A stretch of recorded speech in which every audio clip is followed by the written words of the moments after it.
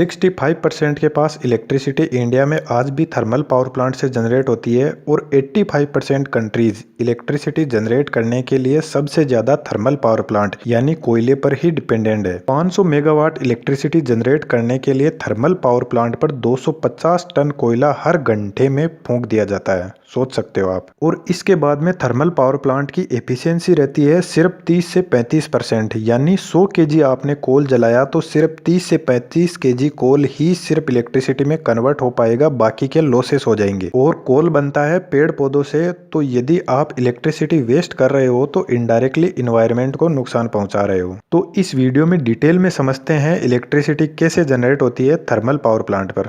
सबसे पहली ज़रूरत इलेक्ट्रिसिटी जनरेट करने के लिए होती है पानी की। तो यदि आपने देखा हो कोई भी पावर प्लांट होता है वह पानी के सोर्स के पास में ही लगाया जाता है, चाहे वह थर्मल हो या न्यूक्लियर पावर प्लांट हो या हाइड्रो पावर प्लांट हो। तो सबसे पहले कोयले को कोल माइन से पावर प्लांट तक ट्रेन की हेल्प से लाया जाता है और इस कोयले को खाली किया जाता है कोल यार्ड के अंदर। कोल यार्ड वह जगह होती है जहां कोयले को पावर प्लांट में रखा जाता है कोल मैनेजमेंट के लिए, और यह कोल यार्ड अराउंड 50% के आसपास जगह पावर प्लांट की कंज्यूम कर जाता है। इंडिया में 2018-19 के ईयर में 622.22 मिलियन टन कोयला इलेक्ट्रिसिटी जनरेट करने के लिए यूज हुआ, और यह कोयला या तो जमीन खोद कर निकाला जाता है या फिर पेड़ों को काट कर बनाया जाता है। जैसे कोल इंडिया लिमिटेड एक बिगेस्ट कोल माइनिंग कंपनी है इंडिया की। तो जब इस कोल को खानों से निकालकर पावर प्लांट तक लाया जाता है तो इसमें बहुत सारी इम्प्योरिटीज होती है। तो सबसे पहले इसमें से बेस्ट क्वालिटी के कोयले को अलग किया जाता है,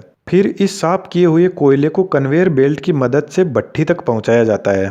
पर भट्ठी तक पहुंचने से पहले इसको एक और प्रोसेस से गुजरना पड़ता है जिसको कहते हैं पुल्वराइजेशन की प्रोसेस। सीधी भाषा में समझे तो इसमें कोयले को एकदम बारीक पीस दिया जाता है बॉल मिल की हेल्प से। और कोयले को इसलिए पीसा जाता है ताकि जहां भट्ठी में कोयला जलता है वहां पर कोयला पूरा अच्छे तरीके से जल सके, एवरी सिंगल एटम जो कोल का है उससे पूरी एनर्जी निकल सके। तो जब यह पिसा हुआ कोयला इस आग की भट्ठी में जलता है तो इस भट्ठी के ऊपर लगा रहता है यह बॉयलर, जिसको आप देख सकते हो। तो इस बॉयलर की इन पाइपों के अंदर पानी घूमता रहता है और इस भट्ठी की आग से यह पानी गर्म होने लग जाता है। इस बॉयलर के अंदर पानी को इन पाइपों के अंदर इसलिए घुमाया जाता है ताकि इन पाइपों के चारों तरफ से आग लग सके और पानी जल्दी से गर्म हो सके स्टीम बनने के लिए। बॉयलर के अंदर जो पानी यूज होता है वह मिनरल फ्री वाटर यूज होता है, क्योंकि पानी को जब मिनरल होंगे तो पानी को ज्यादा टाइम लगेगा गर्म होने में और स्टीम बनने में। अब बात आती है बॉयलर में पानी कहां से आता है। तो बॉयलर में पानी आता है इकोनोमाइजर से, और इकोनोमाइजर एक छोटा सा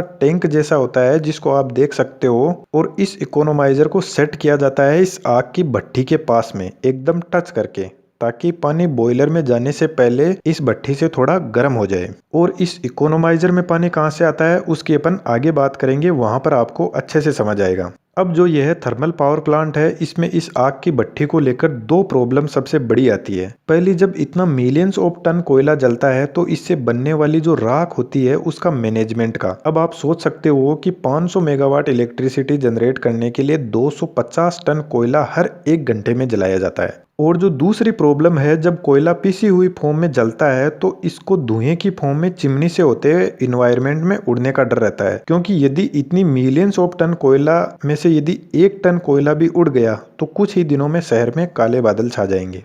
तो इस गर्म राख को मैनेजमेंट के लिए सीमेंट की फैक्ट्री में भेज दिया जाता है जहां सीमेंट बनती है। और बहुत से सीमेंट के प्लांट तो ऐसे भी है जिनका खुद का पावर प्लांट होता है इलेक्ट्रिसिटी जनरेट करने के लिए। दूसरा, जब कोयला जलता है तो जो कोल के भारी पार्टिकल होते हैं वह तो नीचे बैठ जाते हैं, पर जो हल्के पार्टिकल होते हैं वह फ्लू गैसेस के साथ में उड़ने लगते हैं। तो इन फ्लू गैसेस को एनवायरनमेंट में छोड़ने से पहले इलेक्ट्रोस्टैटिक प्रेसिपिटेटर से गुजरना पड़ता है, जिसको शॉर्ट में बोलते हैं ESP। और यह इलेक्ट्रोस्टैटिक प्रेसिपिटेटर लगा रहता है जो पावर प्लांट की चिमनी होती है उसमें। तो यह ESP जो जले हुए कोल के पार्टिकल्स होते हैं उनको अलग कर देता है और जो गर्म हवा होती है उसको एनवायरनमेंट में छोड़ देता है, और उसी उड़ने वाली राख को बोलते हैं फ्लाई ऐश। और दोस्तों, यह इलेक्ट्रोस्टैटिक प्रेसिपिटेटर ही यह वह डिवाइस है जो एयर पोल्यूशन को कम करता है। यह एयर में जो भी स्मोक और गैस के पार्टिकल होते हैं उनको रोक लेता है और जो गर्म एयर होती है उनको एनवायरनमेंट में छोड़ देता है।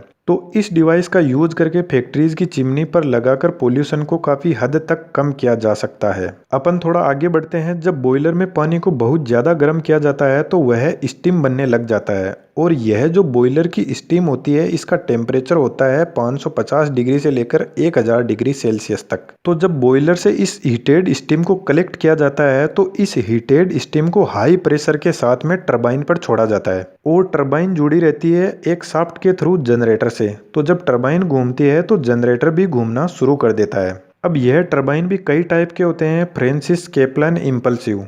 इनमें से कुछ तो पानी के बड़े बड़े शिप्स और पनडुब्बियों में यूज होते हैं और कुछ एयरप्लेन में यूज होते हैं, पर जो थर्मल पावर प्लांट में मेनली जो टरबाइन यूज होता है वह इम्पल्सिव टरबाइन यूज होता है। तो जब यह हाई हीटेड स्टीम टरबाइन पर पड़ती है तो सबसे पहले इस स्टीम का प्रेशर भी ज्यादा होता है और टेम्परेचर भी ज्यादा होता है। तो यह स्टीम सबसे पहले हाई प्रेशर टरबाइन पर गिरती है। हाई प्रेशर टरबाइन साइज में छोटे होते हैं, लेकिन इनको घूमने के लिए हाई प्रेशर की जरूरत पड़ती है। आप इनको देख सकते हो यहाँ पर। जब यह स्टीम हाई प्रेशर टरबाइन से आगे निकलती है तो इस स्टीम को थोड़ा टेम्परेचर और प्रेशर कम हो जाता है।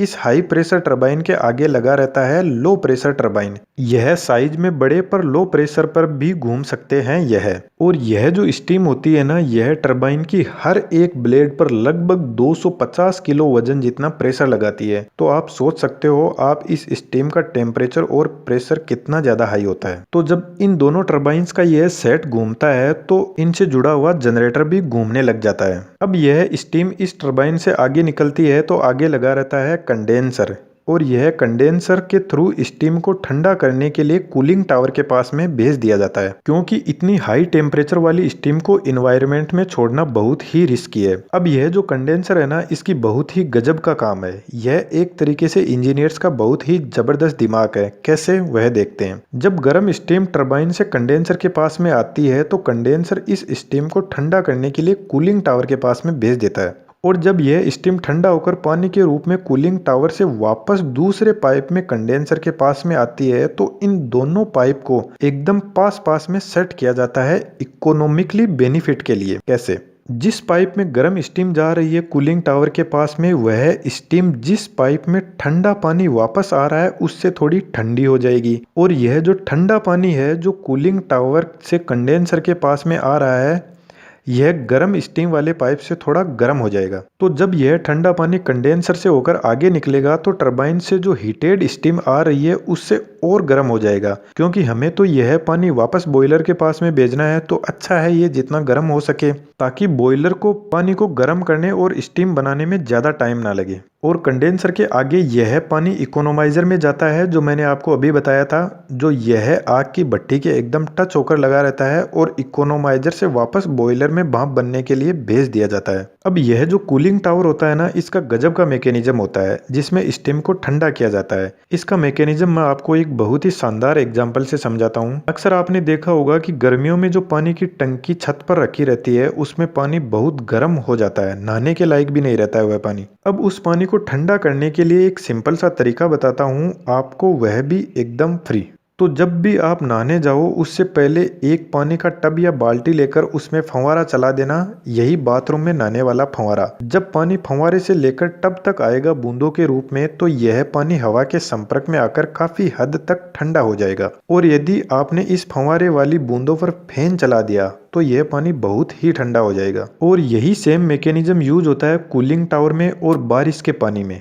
बारिश का पानी आप देख लेना बहुत ही ठंडा रहता है, इतना ठंडा कि कई बार तो बर्फ बनकर नीचे गिरता है, जिसको हम ओले बोलते हैं। जब स्टीम को कूलिंग टावर में ऊपर से नीचे की तरफ गिराया जाता है फंवारे से, तो रास्ते में हवा के संपर्क में वह ठंडी हो जाती है और पानी में भी बदल जाती है। और कूलिंग टावर आप नीचे से देख सकते हो खुला रहता है, इसमें नेचुरल हवा एंटर होती है नीचे से और स्टीम को ठंडा करके ऊपर निकल जाती है। और इस हवा के साथ में कुछ स्टीम भी एनवायरनमेंट में फैल जाती है, पर इसका कोई नुकसान नहीं है क्योंकि यह सिर्फ पानी है। कूलिंग टावर में नीचे की तरफ पानी रहता है और यह पानी जब पावर प्लांट को किसी नदी या तालाब के पास में सेट किया जाता है तो पंप से खींचा जाता है और यह पानी स्टीम को ठंडा करने के लिए काम में आता है, और बाद में यही पानी आगे बॉयलर के पास में जाता है गर्म होने के लिए। अब यह जो जनरेटर घूमता है टरबाइन से 11,000 वोल्ट यानी 11 केवी तक जनरेट करता है। यह जनरेटर फेराडे के लॉ ऑफ मैग्नेटिज्म पर काम करता है और इस पर मैंने डिटेल में एक सेपरेट वीडियो बनाया है। इस आई बटन पर क्लिक करके आप जरूर देखना, आपका बहुत नॉलेज बढ़ेगा। अभी तो इलेक्ट्रिसिटी सिर्फ जनरेट हुई है, इसको हमारे घरों तक पहुंचने के लिए बहुत लंबा सफर तय करना है। यह जो पावर प्लांट की पूरी प्रोसेस होती है यह ऑटोमेटिक होती है। इन बड़े बड़े टरबाइन जनरेटर और कोल को मेंटेन करने के लिए बहुत सारे लोग लगे रहते हैं जो इस जनरेटर बॉयलर की हर 1 सेकंड की परफॉर्मेंस चेक करते रहते हैं, क्योंकि बॉयलर का टेम्परेचर इतना ज़्यादा होता है कि यदि बॉयलर फट जाए तो पूरा का पूरा शहर तबाह हो सकता है और लोगों की हड्डियां तक नहीं मिलेगी। और यह जनरेटर साइज में इतने बड़े और महंगे होते हैं कि इनकी हर एक चीज को मॉनिटर किया जाता है। यह किस स्पीड पर घूम रहे हैं, कितना वोल्टेज जनरेट कर रहे हैं, कितना करंट जनरेट कर रहे हैं, क्या फ्रीक्वेंसी है, कौन से लॉसेस हो रहे हैं, कितना इनका टेम्परेचर है, हर एक चीज को मॉनिटर किया जाता है। क्योंकि यह जनरेटर 3000 आरपीएम की स्पीड पर 1 साल तक बिना रुके कंटिन्यूअसली फुल लोड पर चलते रहते हैं और इसीलिए इनकी सिक्योरिटी में भी बहुत ज्यादा खर्च होता है। अब जब जनरेटर के टर्मिनल से 11,000 वोल्ट कलेक्ट कर लिया जाता है तो इस वोल्टेज को इन बड़े बड़े ट्रांसफॉर्मर की हेल्प से स्टेप अप किया जाता है 400 किलो वोल्ट तक। क्योंकि जब इलेक्ट्रिसिटी पावर प्लांट से होकर हमारे घरों तक पहुंचती है तो रास्ते में बहुत से लॉसेस होते हैं। इस वजह से इस हाई वोल्टेज पर ट्रांसफर किया जाता है ताकि कम से कम लॉसेस हो। जब यह 400 केवी इन बड़े बड़े टावर की हेल्प से बड़ी सिटी के बड़े जीएसएस में लाया जाता है तो इस 400 केवी को स्टेप डाउन किया जाता है वापस 11 केवी तक। अब इस ट्रांसमिशन लाइन का भी बहुत ध्यान रखना पड़ता है। इसका भी load flow every time check किया जाता है क्योंकि इनमें 4 लाख वोल्ट से जो इन पर इफेक्ट पड़ता है वह बहुत ही जबरदस्त होते हैं। तो जब इन बड़े बड़े ट्रांसफॉर्मर से इन 400 केवी को 11 केवी तक स्टेप डाउन कर लिया जाता है तो इस 11 केवी की लाइन की हेल्प से हमारे घरों तक ट्रांसफर किया जाता है। और यदि आपने देखा हो तो इस 11 केवी को घरों में यूज करने से पहले हमारी गली के नुक्कड़ या घरों के पास में एक छोटा ट्रांसफॉर्मर लगाया जाता है जो इस 11 केवी को 400 वोल्ट तक स्टेप डाउन करता है। और इस 400 वोल्ट में 3 फेज और एक न्यूट्रल वायर होता है, तो एक फेज और एक न्यूट्रल वायर लेकर हमारे घरों में 220 वोल्ट की इलेक्ट्रिसिटी पहुंच जाती है जिसको हम काम में लेते हैं। और घर की शानदार सुविधाओं में बैठकर बोलते हैं कि यार लाइट क्यों चली जाती है।